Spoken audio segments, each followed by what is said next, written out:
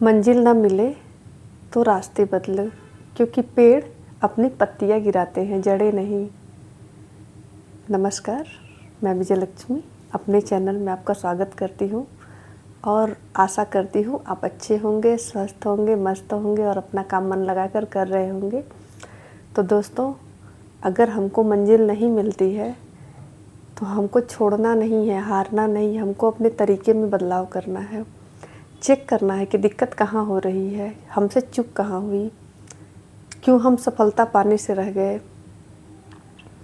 अभी आने वाला नेट का एग्ज़ाम, नेक्स्ट फॉर्म आने वाला है, उसका जो लोग तैयारी कर रहे हैं वो और बेहतर तैयारी करें। और चूँकि मैंने नेट और जेआरएफ का एग्ज़ाम दिया हुआ है तो मैंने सोचा कि मैं इस वीडियो के माध्यम से कुछ लोगों की मदद करूं, क्योंकि मुझे इसका ठीक ठाक अनुभव है।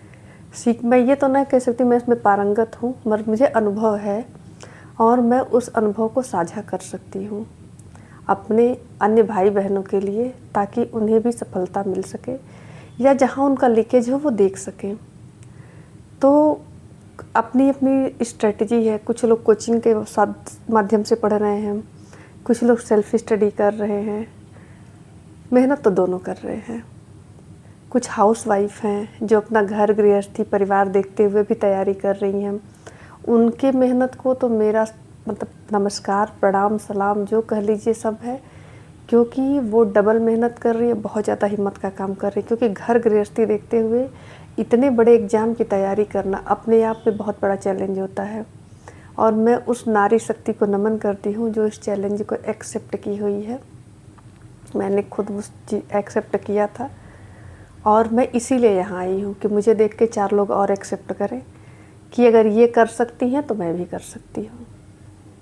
तो दोस्तों आते हैं, मैं किसी का टाइम नहीं ख़राब करूँगी कि नेट जेआरएफ बिना कोचिंग के भी निकाला जा सकता है। जो कोचिंग कर रहे हैं उनके लिए तो मार्गदर्शक हैं, पर मेरी जो बहनें जो कोचिंग नहीं जा सकती हैं किसी भी कारणवश, उनकी आर्थिक स्थिति, उनके छोटे बच्चे होंगे या कुछ और भी समस्याएं हो सकती हैं, तो उनके लिए मैं एक स्ट्रेटजी लाई हूँ कि आप बिना कोचिंग के भी नेट जेआरएफ कर सकती हैं। तो मेरी बात को ध्यान से सुनिएगा। कोई भी चीज़ जादू से नहीं होता है। कुछ लोग कहते हैं ना कि 3 महीने में निकाल लीजिए, 2 महीने में निकाल लीजिए। मैं उनसे कह रही हूँ कि आप उनसे कह दीजिए कि जिस विषय में एमए किए उस विषय में नहीं, वो दूसरे विषय से एमए करें, 2 महीने में निकाल के दिखाएं। कथनी और करनी में फ़र्क नहीं होना चाहिए। दूसरे के लिए तो बहुत आसान होती है वो चीज़ें, हाँ 2 महीने में ये चीज़ हो जाएगा। अरे कैसे होगा? उसका एक ठीक ठाक सिलेबस है। सच्चाई को स्वीकार करना सबसे बड़ी बात होती है। कभी भी ना बेमतलब के नशे में नहीं जीना चाहिए। हकीकत में चलने से दुख कम होता है। तो 3 महीने में नेट उसी का निकलता है जिसकी पहले से तैयारी होती है। बस वो 3 महीने रिवीजन करता है तो उसका हो जाता है। अगर कोई नया तैयारी कर रहा है तो उसका 3 महीने में नहीं होगा, उसको समय देना पड़ेगा। और अगर जो ऐसी घुट्टी पिलाते हैं तो वो आपका 3 महीना करते करते 3 साल लगा देंगे, होने वाला कुछ नहीं होता है। क्योंकि वो आपको शॉर्टकट बताएंगे। बार बार वही उनकी आंसर सीरीज रहेगी, उनके क्वेश्चन पेपर रहेंगे, उनके और चीज़ें रहेंगी, आप उसी में उलझे रहेंगे और अपने रास्ते से भटक जाएंगे। तो पता चला जो काम आपका साल भर में होने वाला वो 3 साल लगवा देंगे। तो ऐसे लोगों के तो भ्रम में आप पड़िएगा नहीं। सबसे पहले आप अगर नेट की तैयारी का मन बना रहे हैं तो इंटरनेट से उसका सिलेबस डाउनलोड कर लें। सिलेबस को देखना सबसे ज़रूरी काम होता है। बिना सिलेबस को देखे आप किसी भी एग्ज़ाम की तैयारी नहीं कर सकते हैं। तो आप सिलेबस निकाल लें। फर्स्ट पेपर एक होता है, जनरल पेपर उसका, एक आपका सब्जेक्ट होता है। और हमेशा आपने एमए किया होगा तो आपको रुचि होगी, और जिस विषय में रुचि होती है वो विषय बोझ नहीं लगता है। तो मुझे लगता है कि आपने पीजी किया होगा तो रुचि से ही किया होगा, तो वो सब्जेक्ट आपके लिए बोझिल नहीं होगा। अपना सब्जेक्ट देख लें, फर्स्ट पेपर देख लें और सिलेबस के अकॉर्डिंग पढ़ें, क्योंकि वो सिलेबस से ही पूछते हैं, उनका सिलेबस से बाहर कुछ नहीं आता है। तो फर्स्ट पेपर में जैसे सिलेबस दिया वहाँ आपको थोड़ी ज़्यादा मेहनत करनी होती है, क्योंकि वहाँ चीज़ें थोड़ी अलग अलग होती है। उसमें एनवायरनमेंट होता है, कंप्यूटर होता है, रीजनिंग होता है, टीचिंग एप्टीट्यूड होता है, रिसर्च एनालिसिस होता है। तो वो चीज़ें जो पीजी करके गए थोड़ा उनके लिए नया होता है, तो वहाँ आपको थोड़ी मेहनत करनी पड़ती है। और अपने सब्जेक्ट को देख लें, उसमें जो जो चीज़ें जैसे लगी है टॉपिक वाइज पढ़ जाइए, लाइन बाय लाइन पढ़ जाइए। अब शॉर्टकट का ज़माना नहीं रहा। अब उन्होंने उस चीज़ को लेंदी कर दिया। वो किसी लाइन से, किसी पैरा से, किसी भूमिका से, कहीं से भी प्रश्न कर सकते हैं, और अगर वो चीज़ें सिलेबस में लगी हैं तो उत्तर देना बनता है। तो अगर मैं बता रही हूँ कि सिलेबस में कहानियाँ लगी हुई हैं, तो कहानियों को पूरा पढ़ लीजिए एक बार बैठकर। 1 घंटा लगेगा, मनोयोग से पढ़ेंगे तो कहानियाँ याद हो जाती हैं, और उसके बाद उसमें से अगर आपने ध्यान से पढ़ा है तो जो जो प्रश्न वो करेंगे सब आपको आ जाएगा। उसके लिए अलग से क्वेश्चन सीरीज लगाने की आवश्यकता नहीं पड़ेगी। और भी होता है कि एक बार में तो होता नहीं है, एक बार आप पढ़े आपको याद हो जाएगा। तो फिर ये थोड़ा सा होता है ना कि मेहनत मांगता है, आपको चीज़ों को बार बार पढ़ना पड़ेगा, बार बार पढ़ना पड़ेगा, क्योंकि वो थोड़ा सा पूछते हैं, उनका थोड़ा सा मतलब स्टैंडर्ड होता है, अच्छे लेवल का प्रश्न बनाते हैं। तो उस लेवल पढ़ने के लिए आपको चीज़ों को बार बार दोहराना पड़ेगा, तभी कॉन्सेप्ट क्लियर होता है, क्योंकि वहाँ कॉन्सेप्ट क्लियर होना बहुत ज़रूरी है। तो जब आप चीज़ों को बार बार पढ़ेंगे, उन्हीं चीज़ों का बार बार अभ्यास करेंगे, तो आपकी चीज़ें अपने आप क्लियर हो जाती हैं। अब आते हैं फर्स्ट पेपर पे।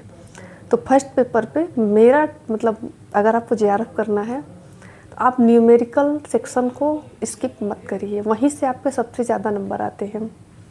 आप डीआई सीखिए, अगर नहीं आता तो सीखिए, नहीं तो नेट निकाल के रह जाएंगे, जेआरएफ आपके लिए मुश्किल हो जाएगा। क्योंकि फर्स्ट पेपर में 30-35 नंबर लाने के बाद ही जेआरएफ होता है। आप सब्जेक्ट में अच्छा करेंगे और फर्स्ट पेपर में 30 से 35 नंबर लाएंगे, तब आपका जेआरएफ हो जाएगा।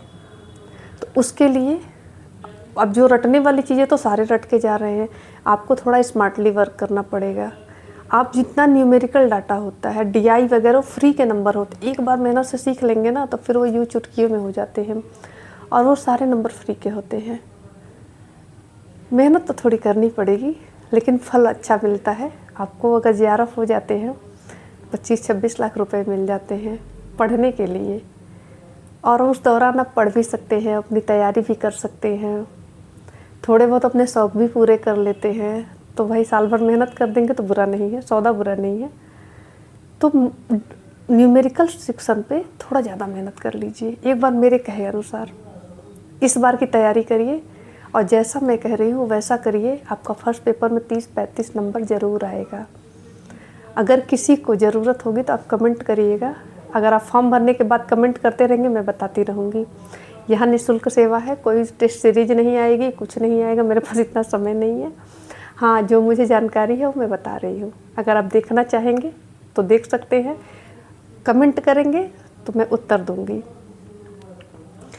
और सब्जेक्ट का तो आपको वही खूब अभ्यास करना है, एकदम जैसे होता है ना कि दही को फेंट के एकदम मक्खन बना दिए, तो जब मक्खन बनाएंगे तभी आपका नेट होगा, तभी जेआरएफ होगा। और कोई अगर कहता है कि हमारे यहाँ ये 6 महीने में करा देंगे, हमारे यहाँ ये 3 महीने में करा देंगे, तो नहीं बंधु, वो चीज़ अब ध्यान से पढ़ेंगे, आप ऑथेंटिक बुक का अध्ययन करेंगे, और ये जो गाइड टाइप की किताबें आती हैं, यहाँ से बहुत ज़्यादा सफलता नहीं मिलती है, रिवीजन के टाइम ज़्यादा अच्छी पड़ती हैं। शुरुआत आप जब करते हैं तो जो आपके पास मूल किताबें हैं, मूल किताबों का अध्ययन 1 से 2 से 3 बार कर लीजिए, कम से कम 3 बार करिए, तब आपकी तैयारी धार पकड़ेगी। और उन मूल किताबों का अध्ययन करने के लिए आपको समय चाहिए, जितना समय निकाल सकते हैं उतना समय निकालिए।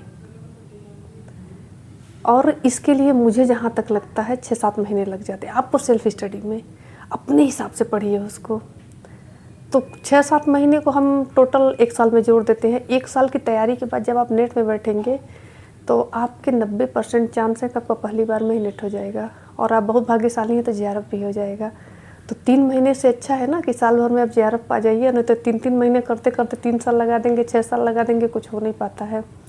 और वही प्रश्न बार बार रिपीटेड प्रश्न पढ़ाते रहेंगे, वहाँ पता चला कुछ नया पूछ रहे हैं जो आपके मूल किताबों में है, वहाँ किसी लाइन में पड़ी हुई है। तो बंधु, मूल किताबों का अध्ययन करिए, सेल्फ स्टडी करिए, वही सबसे बेहतर है। अब वो जल्दी सफलता दिलाएगा और आपको थोड़ा सा ज्ञानी भी बना देता है। आपके पास सेल्फ आ जाता है कि हाँ, ये चीज़ मैं बहुत अच्छे से जानता हूँ, मैं खुद किसी को बता सकता हूँ।